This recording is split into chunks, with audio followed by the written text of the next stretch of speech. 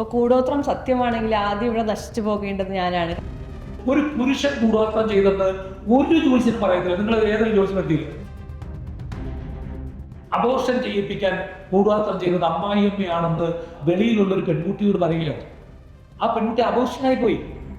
ഞാൻ അതിഗഹനമായ ജ്ഞാനമാണ് നിനക്ക് പകർന്നു നൽകുന്നത് എന്ന് പറഞ്ഞ് നീ ഇതെല്ലാം വിശ്വസിക്കണമെന്ന് ഞാൻ പറയുന്നില്ല. കൃഷ്ണനാ പറയുന്നേ, നീ ഇതിനെ വിമർശന ബുദ്ധിയാ വിശകലനം ചെയ്യണം, എന്നിട്ട് നിനക്ക് യുക്തമെന്ന് തോന്നുന്നു നീ എടുക്കണം. ഇത് വേറൊരു മതഗ്രന്ഥത്തിലുമില്ല. നമ്മുടെ ഇത്തരത്തിലുള്ള കൾച്ചർ എന്ന് പറയുന്നത് നമ്മൾ ഒരുമിപ്പിച്ച് നിർത്താൻ വേണ്ടി ഉള്ളതല്ലേ. നിങ്ങളുടെ അച്ഛന്റെ അനിയനോ ചേട്ടനോ ഉണ്ടെങ്കിൽ അവർ പോയി നോക്കുമ്പോൾ നിങ്ങളുടെ കുടുംബം ആഭിചാരം ചെയ്യുമെന്ന് പറഞ്ഞാൽ ആ കുടുംബം പോവാണ്. ഹിന്ദു കുടുംബങ്ങളാണ് പരസ്പരം അടിയുണ്ടാക്കി നശിക്കുന്നത്. നമ്മുടെ ആചാരങ്ങൾക്കോ നമ്മുടെ ഗ്രന്ഥങ്ങൾക്കോ ഒരു പ്രശ്നവുമില്ല. ഇതിനെ പറയുന്നതാണ്, ഇതിനെ ഈ രീതിയിൽ അവതരിപ്പിക്കുന്നതാണ് ശില്പ പ്രശ്നം. വളരെ സ്നേഹത്തോടെ കഴിഞ്ഞ് കുറച്ച് പേരെ തമ്മിലടിപ്പിച്ചിട്ട് ആർക്കാണ് ഗുണം എന്നുള്ളതാണ്. ഫിനാൻഷ്യൽ ബെനിഫിറ്റ് ആണിത്. ഇപ്പൊ ഞാനിത് പറയുമ്പോൾ ഒരു പബ്ലിക് പ്ലാറ്റ്ഫോമിൽ ഇരുന്നിട്ട് എല്ലാവരും കേൾക്കുന്നതാണ് പറയുന്നത്. സത്യത്തിൽ എനിക്ക് നല്ല ഫിനാൻഷ്യൽ ക്രൈസിസ് ഉണ്ട്. അതെന്റെ അഹങ്കാരമാണ്. ഇപ്പൊ ഞാൻ ഹോമം ചെയ്യണമെന്നൊന്നുമില്ല. എൻ്റെ അടുത്ത് വരുന്നവരുടെ അടുത്ത് നിങ്ങൾ പോയി ഇന്നാളെ കാണണമെന്ന് പറഞ്ഞാൽ മതി, എനിക്ക് പൈസയുണ്ട്. ഭഗവത്ഗീതയിൽ പറയുന്നുണ്ട്, ഉത്തരേതാത്മനാത്മാന ആത്മാനമവസാദയേ ആത്മ ഏവ ആത്മനാബന്ധു ആത്മ ഏവ രിപുരാത്മന. നമ്മളാണ്, നമ്മുടെ ഉള്ളിലാണ് നമ്മുടെ ശക്തി. ഇപ്പോൾ ഒരു ചെറിയൊരു പ്രശ്നമാണെങ്കിൽ പോലും ഈ ഹോമം ചെയ്യണം അല്ലെങ്കിൽ ഇത്തരത്തിൽ മന്ത്രങ്ങൾ ഒഴിവിടണം എന്നൊക്കെ പറയുന്നവരുണ്ട്. അപ്പോൾ ഇത് ആളുകളിലേക്ക് ഓൾറെഡി ഫീഡായി കഴിഞ്ഞു. കാരണം ഇപ്പോൾ ജാതകത്തിലൊരു ദോഷം വന്നു കഴിഞ്ഞാൽ, അതല്ലെങ്കിൽ എന്തെങ്കിലും തരത്തിലൊരു പ്രതിസന്ധി ജീവിതത്തിൽ വന്നു കഴിഞ്ഞാൽ പൂജകളും ഹോമങ്ങളുമാണ് പ്രതിവിധി എന്നുള്ളൊരു തോന്നലുണ്ട്. അപ്പോൾ ഈ പൂജകളും പ്രതിവിധികളും പറയാത്ത ജ്യോതിഷികളെ ഇന്നത്തെ ആളുകൾക്ക് വിശ്വാസമില്ല എന്നൊരു തോട്ടില്ലേ? ആ വിശ്വാസമില്ലാതല്ല വരുന്നത്, സാമ്പത്തികമായിട്ട് അവർക്ക് ഒന്നുമില്ലായ്മയാണ് വരുന്നത്. ഇപ്പം ഞാനിത് പറയുമ്പോൾ ഒരു പബ്ലിക് പ്ലാറ്റ്ഫോമിൽ ഇരുന്നിട്ട് എല്ലാവരും കേൾക്കുന്നതാണ് പറയുന്നത്. സത്യത്തിൽ എനിക്ക് നല്ല ഫിനാൻഷ്യൽ ക്രൈസിസ് ഉണ്ട്. അതെന്റെ അഹങ്കാരമാണ്. കാരണം ഞാൻ ആദ്യം തുടക്കത്തിൽ പറഞ്ഞു, എനിക്കിത് പറയാതിരിക്കുന്നതാണ് സാമ്പത്തിക ലാഭം. എനിക്ക് ഈ ഹോമത്തിലേക്ക് ഇപ്പൊ ഞാൻ ഹോമം ചെയ്യണമെന്നൊന്നുമില്ല. എൻ്റെ അടുത്ത് വരുന്നവരുടെ അടുത്ത് നിങ്ങൾ പോയി ഇന്നാളെ കാണണമെന്ന് പറഞ്ഞാൽ മതി, എനിക്ക് പൈസയുണ്ട്. പോട്ടെ, എൻ്റെ അടുത്ത് വരുന്നവരോട് നിങ്ങൾ ഇന്ന കല്ല് മേടിച്ചിടണം, രത്നം മേടിച്ചിടണം എന്ന് പറഞ്ഞാൽ ഒരു രത്നക്കടയുമായി നല്ലൊരു തയ്യപ്പ് ഉണ്ടാക്കിയാൽ പൈസ ഉണ്ടാക്കാൻ കഴിയും എന്ന് എനിക്ക് നല്ല ബോധ്യമുണ്ട്. ഉണ്ടാക്കാൻ കേരളത്തിലെ ജ്യോതിഷികളിൽ അങ്ങനെ ഉണ്ടാക്കാൻ കഴിയുന്നതിൽ ഏറ്റവും നമ്പർ 1 ആള് ഞാൻ വരിക. കാരണം എന്നെ അത്രയേറെ ആളുകൾ അപ്രോച്ച് ചെയ്താണ്. ഇത് വേണ്ടാന്ന് വെച്ചിട്ടാണ് ഞാൻ ഇപ്പുറത്തിരിക്കുന്നത്. അപ്പൊ ശരിയായിട്ട് ഇപ്പം അങ്ങനെ പറഞ്ഞാൽ എൻ്റെ അച്ഛൻ ഇത് പറയാറുള്ള ആളല്ല. എൻ്റെ അച്ഛൻ പറഞ്ഞാൽ ഇത് ഗണക സമുദായത്തിന്റെ കുലത്തൊഴിലാണ്. എല്ലാവർക്കും പഠിക്കാം, എല്ലാവർക്കും കൈകാര്യം ചെയ്യാം. പക്ഷെ ഇതൊരു സമുദായത്തിന്റെ കുലത്തൊഴിലാണ്. ഈ ഗണക കണിയാർ സമുദായത്തിലെ ആളുകൾ സ്വാത്വികമായി ഇത് കൈകാര്യം ചെയ്താണ്. അവർക്ക് പണം ഉണ്ടാക്കുക എന്നുള്ളതല്ല, അവർക്കിതൊരു ദൈവികതയാണ്, അവർക്കിതൊരു തപസ്യാണ്, അവർക്കിതൊരു തപസ്സാണ്. ഇത് നല്ലതുപോലെ കൊണ്ടുപോകണം എന്നുള്ളതാണ് അവരുടെ ആഗ്രഹം. പക്ഷെ ഇപ്പുറത്ത് ഒരുത്തനിരുന്ന് പൈസ ഉണ്ടാക്കുമ്പോൾ ഇവിടെ ഞാൻ ഇങ്ങനെ ദാരിദ്ര്യത്തിൽ കഴിയുമ്പോൾ എൻ്റെ വീട്ടുകാർ പറയുന്നില്ലേ, നിന്നെ എന്തിനു കൊള്ളാം, എന്താ അവരിരുന്ന് പൈസ ഉണ്ടാക്കുന്നു പറയില്ലേ. അപ്പൊ പിന്നെ ഓട്ടോമാറ്റിക്കലി ഇതിലേക്ക് നിർബന്ധിതരാകാണ്. ഞാനിപ്പോ ഇത് പറയുന്നത് കുറച്ചു പോണം. കാരണം എന്താ വെച്ചാൽ എനിക്ക് മനസ്സിലാക്കാൻ കഴിയത്, ഇത് പറയുന്നത് കൊണ്ട് എനിക്ക് ശത്രുക്കൾ കൂടുന്നു എന്നല്ലാതെ ഈ സമൂഹത്തിൽ പ്രത്യേകിച്ചൊരു ഗുണം ഉണ്ടാവത്തില്ല. കാരണം ഇത് പറയുന്നവർക്കാണ്. എന്നെ ഭയങ്കരമായിട്ട് വിമർശിക്കുന്ന ആൾ നാളെ അയാൾ വിമർശിക്കുമ്പോൾ അയാളെ കുറെ വിശ്വാസികളായിട്ടുള്ള ആളുകൾ ഫോളോ ചെയ്യും. അയാൾ നാളെ ഈ ഹോമത്തിലേക്കും ഇതിലേക്കും തിരിഞ്ഞാൽ ഇത്രയും വിശ്വാസികൾ അയാളോടൊപ്പം വരും. എനിക്ക് എന്ത് ഗുണമാണ്? അവരും കൂടെ കിടന്ന് തന്നെ ചീത്ത വിളിക്കും. ഞാൻ പറയുന്നത് എന്തുകൊണ്ടാ, ഇതെന്റെ കുലത്തൊഴിലാണ്, നിങ്ങൾ ദയവായി ഇതിനെ നശിപ്പിക്കരുത്.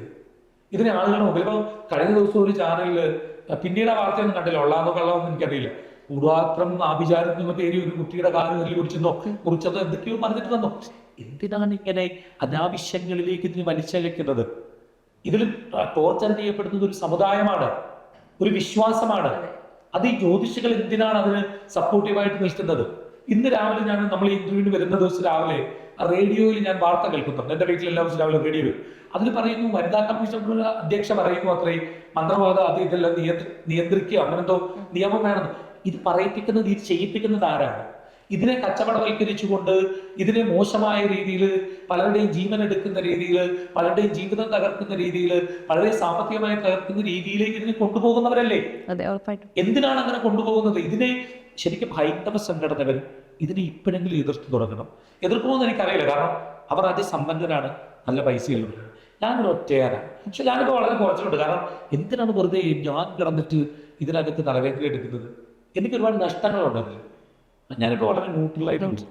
ഇപ്പോൾ ഹരിച്ചേട്ടൻ തന്നെ ഒരു ഇന്റർവ്യൂവിൽ പറഞ്ഞ ഞാൻ കേട്ടിട്ടുണ്ട്, ഇപ്പോൾ കൂടോത്രം സത്യമാണെങ്കിൽ ആദ്യം ഇവിടെ നശിച്ചു പോകേണ്ടത് ഞാനാണ്. കാരണം ഒരുപാട് ഇതിനെതിരെ സംസാരിക്കുന്ന ഒരു വ്യക്തിയാണ്. അപ്പോൾ ഒബ്വിയസ്ലി ഇതിന് അത്രയും പവർഫുള്ളായി ചെയ്യാൻ പറ്റുമായിരുന്നെങ്കിൽ ഹരിയേട്ടനെ അത് ബാധിക്കുമായിരുന്നു എന്നുള്ളതല്ലേ? ചിലപ്പോൾ ഇതിനൊരു പ്രശ്നം ഞാൻ പറഞ്ഞുതരാം. ഇപ്പം നിങ്ങൾ ആഭിചാരം പറയുന്നെങ്കിൽ പറഞ്ഞോളൂ, നിങ്ങൾ മറ്റത്തരത്തിലുള്ള കാര്യങ്ങൾ പറയുന്നെങ്കിൽ പറഞ്ഞോളൂ. പക്ഷെ നിങ്ങൾ ഒറ്റ കാര്യം ചിന്തിക്കുക, ഇതുമൂലം നശിക്കുന്നത് ആരാണ്? ഒരു ഹൈന്ദവ കുടുംബമാണ് നശിക്കുന്നത്. ഇപ്പം ശില്പ കല്യാണം കഴിച്ചൊരു വീട്ടിലേക്ക് ചെല്ലുകയാണ്. ഞാനൊരു ഉദാഹരണമാണ് പറയുന്നത്. നാളെ കല്യാണം കഴിച്ച് പോകുമ്പോൾ ഇത് മനസ്സിൽ വെച്ചോണ്ടിരിക്കുക. അവിടെ ഇപ്പം നിങ്ങളെക്കാൾ ഇളയ ഒരാളുണ്ട്, അയാൾ പിന്നീട് കല്യാണം കഴിച്ചുകൊണ്ട് വരുന്നു വിചാരിക്കും. അവരുടെ ജീവിതത്തിൽ ഒരു പ്രശ്നം ഉണ്ടാകുമ്പോൾ അവർ ഏതെങ്കിലും ഒരാളെ സമീപിക്കുമ്പോൾ അയാൾ പറയുകയാണ്, നിങ്ങളുടെ ജീവിതത്തിലെ പ്രശ്നം മൊത്തം നിങ്ങളുടെ ജ്യേഷ്ഠ സ്ഥാനത്തുള്ള ആൾ വിവാഹം കഴിച്ച ആളും അവരുടെ വീട്ടിലുള്ള ഒരാളുമാണ് എന്ന് പറഞ്ഞ്, വീട്ടിലുള്ളവരോടാണ് എന്ന് പറഞ്ഞാൽ ഓട്ടോമാറ്റിക്കലി ആ കുട്ടിയും ആ ഭർത്താവും നിങ്ങളെ സംശയദൃഷ്ടിയോടെ കാണും. പിന്നീട് ആ കുടുംബം തകരുകയാണ്. അമ്മായിയമ്മയാണ് ചെയ്തത് എന്ന് മരുമകളോടും, മരുമകളാണ് ചെയ്തത് എന്ന് അമ്മായിയമ്മയോടും പറയുകയാണ്. ഇത് കുടുംബത്തെ നന്നാക്കാനല്ല, ഒരു ഹിന്ദു കുടുംബത്തെ തകർക്കാനാണ്. ഈ പറയുന്നവർ ഇനിയെങ്കിലും ഞാൻ വളരെ ഇമോഷണലായിട്ടാണ് ഇത് പറയുന്നത്. ഇത് ഞാൻ ഡെയിലി കേൾക്കുന്നതുകൊണ്ടാണ്.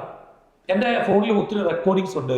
ചിലപ്പോൾ ഞാൻ വേണമെങ്കിൽ ചിലപ്പോൾ കേൾപ്പിക്കാം, കാരണം മറ്റൊരാളുടെ ശബ്ദം നമ്മൾ പുറത്ത് കേൾപ്പിക്കുന്നത് ശരിയല്ല എന്നുള്ളതുകൊണ്ട്. അമ്മായി ഇപ്പം മരുമകൾ ബന്ധം പോവാണ്. ഇപ്പം നിങ്ങളുടെ അച്ഛൻ്റെ അനിയനോ ചേട്ടനോ ഉണ്ടെങ്കിൽ അവർ പോയി നോക്കുമ്പോൾ നിങ്ങളുടെ കുടുംബം ആഭിചാരം ചെയ്യുമെന്ന് പറഞ്ഞാൽ ആ കുടുംബം പോവാണ്. ഹിന്ദു കുടുംബങ്ങളാണ് പരസ്പരം അടിയുണ്ടാക്കി നശിക്കുന്നത്. നമ്മുടെ ഇത്തരത്തിലുള്ള കൾച്ചർ എന്ന് പറയുന്നത് നമ്മൾ ഒരുമിപ്പിച്ച് നിർത്താൻ വേണ്ടി ഉള്ളതല്ലേ? അതാണ് ശില്പം ഞാൻ പറയുന്നത്. ഞാൻ പറയുന്നത് ഇതിന് നന്മയാണ്. നിങ്ങൾ ഒന്നിച്ചു നിൽക്കണം എന്നാണ് പറയുന്നത്. കുടുംബ ബന്ധങ്ങൾ തകരരുത്. ഞാനൊരു കാര്യം പറയാം, നിങ്ങളുടെ സുഹൃത്തുക്കളായിട്ടുള്ള ഈ സഹോദര മതവിശ്വാസികളുടെ വീടുകളിൽ എത്ര രസകരമായിട്ടാണ് അവർ വഴക്കുണ്ടാവുമായിരിക്കും, പക്ഷെ അവർ പ്രശ്നങ്ങളിൽ അവർ ഒന്നിച്ചാണ് നിൽക്കുന്നത് കുടുംബം. നിങ്ങൾ എടുത്തു, എനിക്കറിയാം ഒത്തിരി വീടുകളുണ്ട്. നമ്മുടെ വീടുകളിൽ എത്ര പേർക്ക് നമ്മളുടെ അപ്പൻ്റെ അനിയന്മാരും അപ്പൻ്റെ ചേട്ടന്മാരും പെങ്ങന്മാരും അമ്മയുടെ അനിയന്മാരും എല്ലാവരും കൂടെ ഒന്നിച്ച് നിൽക്കുന്ന എത്ര വീടുകളുണ്ട്. വളരെ റെയറാണ്. ഈ സ്ഥിതി മാറണ്ടേ, ഒന്നിച്ചു പോകണ്ടേ, സംഘടിച്ചല്ലേ ശക്തരാകേണ്ടത്. ഇതിനകത്തോട്ടൊരു കൂടുപാത്രം ഇട്ടിട്ട് അവരാണ് ചെയ്തത് ഇവരാണ് ചെയ്തത്, അബോർഷൻ ചെയ്യിപ്പിക്കാൻ കൂടുപാത്രം ചെയ്തത് അമ്മായിയമ്മയാണെന്ന് വെളിയിലുള്ളൊരു പെൺകുട്ടിയോട് പറയുകയാണ്. ആ പെൺകുട്ടി അബോർഷനായി പോയി. നിങ്ങൾ ആലോചിച്ച് നോക്കി, ഏത് അമ്മയാണ് സ്വന്തം മകന്റെ കുഞ്ഞിനെ അബോർട്ട് ചെയ്യിപ്പിക്കാൻ ശ്രമിക്കുന്നത്? ഒന്ന് ആലോചിച്ചു. ഈ കുട്ടി ഇത് വിശ്വസിച്ചു. ഈ കുട്ടി എന്നോട് പറഞ്ഞു, ചേട്ടൻ ഇപ്പം ഇതിനെ എതിർക്കുമെന്നറിയാം, പക്ഷെ അയാൾ പറഞ്ഞ രണ്ടാമത്തെ കാര്യം എന്ന് പറഞ്ഞാൽ ഈ ജോലിച്ച് പറഞ്ഞു. ഞാൻ അതെന്താ, അത് ഞാനും ഭർത്താവും തമ്മിൽ വഴക്കുണ്ടാവുമെന്ന് പറഞ്ഞു. വഴക്കുണ്ടായി. ഞാൻ ചെന്ന കാര്യം അത് രാവിലെ ഞാൻ പറഞ്ഞു, നിങ്ങളുടെ ആളെ വലിയ കൂടാത്രക്കാരിയല്ലേ, അങ്ങനെ വഴക്കുണ്ടാകില്ലേ? ഞാൻ പറയുന്നത് ശില്പയ്ക്ക് എന്നെ അറിയാവുന്നതുകൊണ്ടുകൂടാണ് പറയുന്നത്. വേറൊരിടത്ത് പോയെന്ന് പറഞ്ഞാൽ അവർ ചിലപ്പം ഇവരെന്തെങ്കിലും പറയും. ചെറിയ കുടുംബങ്ങളെ ഒന്നിപ്പിക്കാനാണ്. ജ്യോതിഷം അതിനുള്ളതാണ്, നമ്മുടെ കാര്യങ്ങളൊക്കെ അതിനുള്ളതാണ്.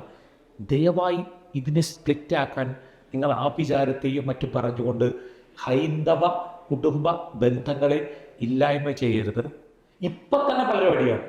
ഇനി മുന്നോട്ട് കണ്ടാൽ കൊല്ലുന്ന രീതിയിലേക്ക് ഇത് മാറ്റരുത്. ഇത് അപകടമാണ്.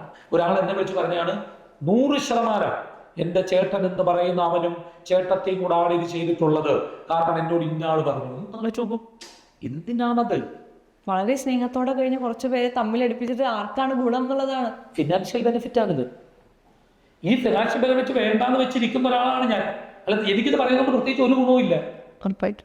ഞാൻ പറയുന്നത് ഇതിന് നല്ല രീതിയിൽ കൊണ്ടുപോകണമെന്നാണ്. ഇത് മൊത്തം കേൾക്കാതെ എന്തെങ്കിലും പറയുന്നത് കേട്ട് ക്യാപ്ഷന് കേട്ടിട്ട് പറയുന്നവരോട് എന്ത് പറയാൻ പറ്റുള്ളൂ?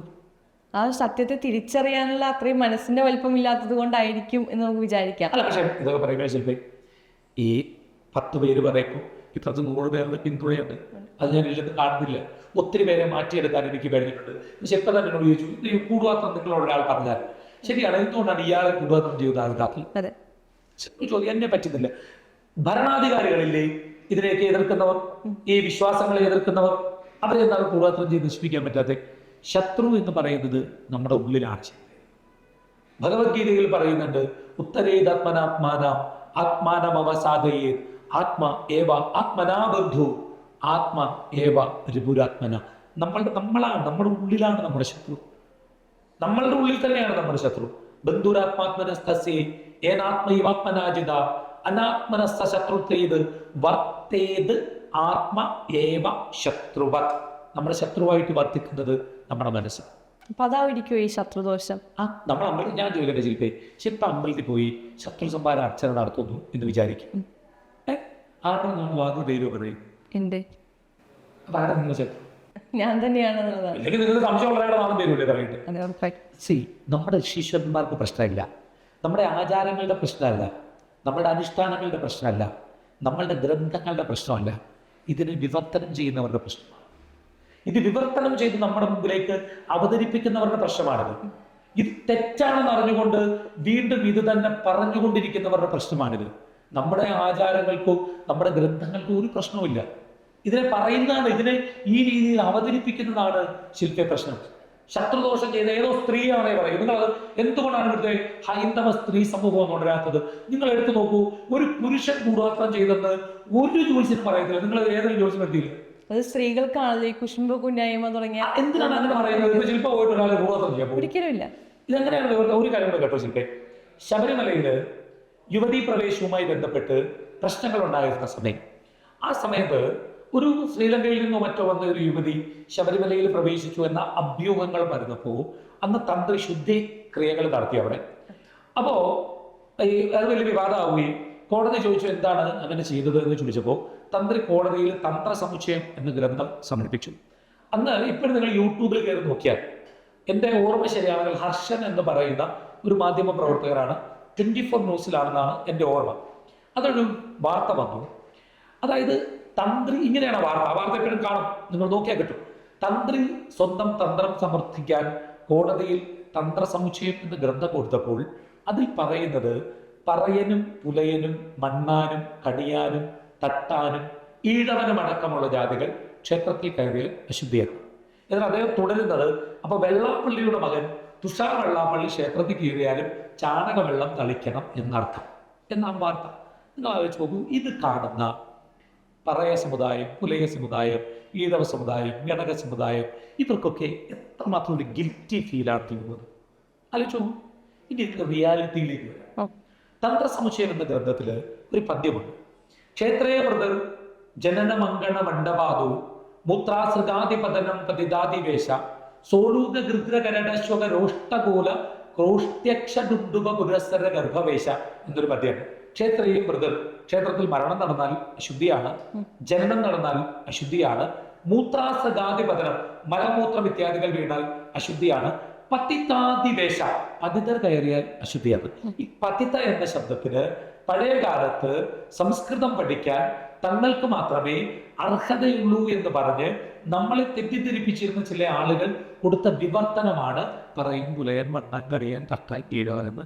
ശരിക്കും പതിത എന്ന ശബ്ദത്തിന് അങ്ങനെ ഒരു അർത്ഥമേ ഇല്ല. പതിത എന്ന ശബ്ദത്തിന്റെ അർത്ഥം സ്വധർമ്മയ പരിത്യജ്യ പരധർമ്മ സമാശ്രയേത്ത് അനാപതിജ വിദ്വദ്ഭി പതിത പരികീർത്തിത എന്നാണ്. അതായത് സ്വന്തം ധർമ്മം വിട്ടിട്ട് മറ്റൊരു ധർമ്മം ആരാണോ അനുഷ്ഠിക്കുന്നത് അവനാണ് പതിതൻ. നമ്മുടെ ധർമ്മം എന്താണ്? നമുക്ക് അമ്മയച്ഛനെ നല്ലോണം നോക്കണം എന്നുള്ളത് നമ്മുടെ ധർമ്മമാണ്. നമ്മൾ അമ്മയച്ഛനെ അടിച്ചാൽ നിനക്ക് അമ്പലത്തിൽ കയറാൻ അർഹതയില്ല, നീ കയറാൻ പാടില്ല. ഒന്ന് ആലോചിച്ച് നോക്കുക, ഒരു വാക്കിനെ എടുത്തുകൊണ്ട് അതിനെ തെറ്റായ അർത്ഥത്തിൽ എന്നോ വ്യാഖ്യാനിച്ച പുസ്തകത്തിൽ എഴുതി വെച്ചിട്ടുണ്ട്. ഈ വ്യാഖ്യാനം എടുത്തുകൊണ്ടാണ് ആ റിപ്പോർട്ടർ ഹർഷൻ എന്ന് പറഞ്ഞാൽ അദ്ദേഹത്തിനെ കുറിച്ചല്ല, അദ്ദേഹത്തിന് വിവർത്തനം നോക്കിയാലേ മനസ്സിലാക്കാൻ പറ്റും. വിവർത്തനം നോക്കുമ്പോൾ ഇതാണ് വിവർത്തന ഗ്രന്ഥത്തിൽ ഇത് എഴുതിയിട്ടുണ്ട്. ഈ തെറ്റിദ്ധരിപ്പ് ഇപ്പൊ അന്നത്തെ ഒരു കാലത്ത് ഞാൻ ഇരുന്നിട്ട് പതിതയുടെ ശബ്ദം അറിയില്ല. ഇപ്പം ഈ ക്ഷേത്രപ്രവേശനമൊക്കെ വരുന്നതിന് മുമ്പാണ് ഒരാളിരുന്നിട്ട് പതിത എന്ന ശബ്ദത്തിന്റെ അർത്ഥമല്ല, അല്ലെങ്കിൽ നിനക്ക് വിശ്വാസം ഇല്ലാത്ത ആളാണ് ഈ എന്താണ് ഇത് ചെയ്യുന്നതെന്ന് ചോദിച്ചാൽ അന്നും ഉറപ്പായിട്ടും. ഇപ്പൊ റിയാലിറ്റി പറയുക, നിങ്ങൾ യാഥാർത്ഥ്യ വസ്തുത പറയുക.